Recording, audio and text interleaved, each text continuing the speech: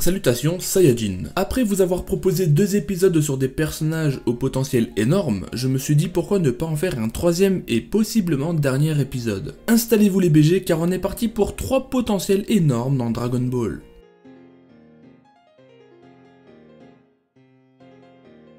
Piccolo. Si j'ai placé Piccolo dans cette liste, ce n'est pas pour rien. Outre le fait qu'il ait échoué face à Goku lors du 23e Tenkaichi Budokai, il est intéressant de suivre son évolution dans Dragon Ball Z. Bon, malgré les années qui séparent le 23e Tenkaichi Budokai et l'arrivée de Raditz, Piccolo ne semble pas être plus puissant que Goku au vu des unités perçues par Raditz. Mais le Namek démoniaque a su nous prouver qu'il était capable de dingueries, notamment avec son Makenko Sabo qui a eu raison de Raditz et Goku. Ce qui laisse penser que s'il avait affronté Goku comme il avait convenu de le faire, il aurait pu le vaincre. Voilà qui, 1 an plus tard, il affronte Nappa et échoue malgré les quelques centaines d'unités qui les séparent. Durant l'année d'entraînement avec Gohan, le démon s'est pris d'affection envers Gohan, devenant son mentor et proche ami. Après avoir été éliminé par Nappa, Piccolo se rendit chez Maître Kageyo pour suivre un entraînement avant d'être ressuscité puis téléporté sur Namek. Il fusionne avec Nail et devient un super Namek capable d'affronter Freezer en 2e forme. Bon, il se fait rétamer par Freezer en 3e forme par contre. Cette capacité de pouvoir assimiler ses confrères fait un gros point fort pour Piccolo qui pourrait devenir surpuissant avec l'assimilation de plusieurs guerriers Namek. Et ça, on le comprend très bien lorsqu'il fusionne avec Kami-sama dans le but de venir à bout d'une menace.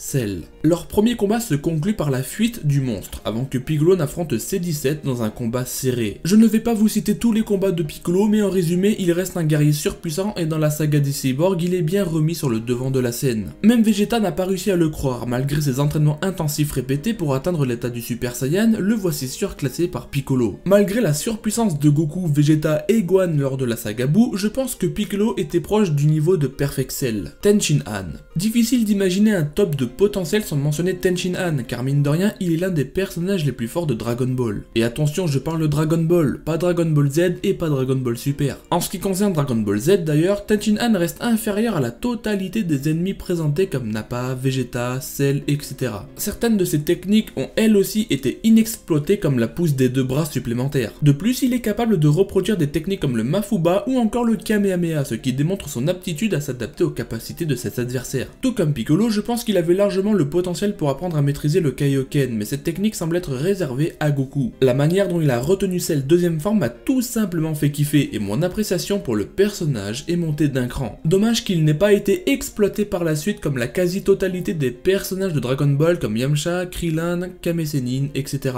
Je pense qu'avec un entraînement rude, il pourrait atteindre la puissance d'un bon Super Vegeta voire Perfect Cell également. Trunks et Goten. Trunks et Goten ne se présentent plus vraiment, ces 2 gamins ont été capables de se transformer en Super Saiyan âgés respectivement de 8 et 7 ans. Nous savons que les Saiyans métis ont un plus gros potentiel de puissance et cela a été prouvé avec Gohan qui depuis petit a des éclats de colère lui permettant de surpasser la puissance de ses adversaires. Et Trunks a tout de même l'air de s'entraîner plus fréquemment que Goten, mais ça je ne peux pas vous le prouver. Ils s'affrontent d'ailleurs lors du 25e Tenkaichi Budokai, là où ils mèneront un beau combat qui se conclura par la victoire de Trunks. Bien évidemment je dois préciser qu'il a triché. Je pense effectivement que Goten l'aurait emporté, sinon pourquoi se transformer en Super Saiyan avant d'envoyer une attaque dans le dos de Goten? Leur potentiel a été gâché, sinon je pense très honnêtement que Trunks et Goten ont un meilleur potentiel que Gohan. Je m'explique. Même si Toriyama a l'air d'affirmer que Gohan est le guerrier possédant le plus gros potentiel de Dragon Ball, aurait-il oublié le potentiel de Goten et Trunks? Gohan a suivi des entraînements répétés et plus intensifs que Goten, il a atteint le Super Saiyan vers l'âge de 9-10 ans. Là où Goten, plus enfantin et innocent, est parvenu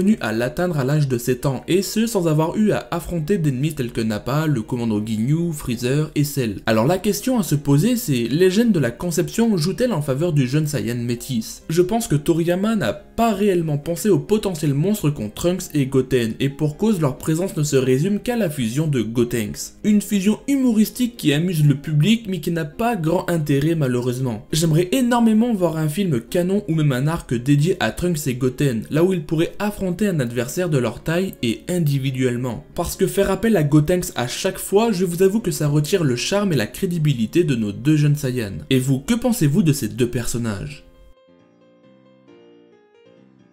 J'espère que cette vidéo vous a plu, si c'est le cas n'hésitez pas à vous abonner, liker, partager les amis, ça fait toujours plaisir. On se retrouve la semaine prochaine pour une nouvelle vidéo, en attendant que le ki vous guide les Saiyajin. Ciao!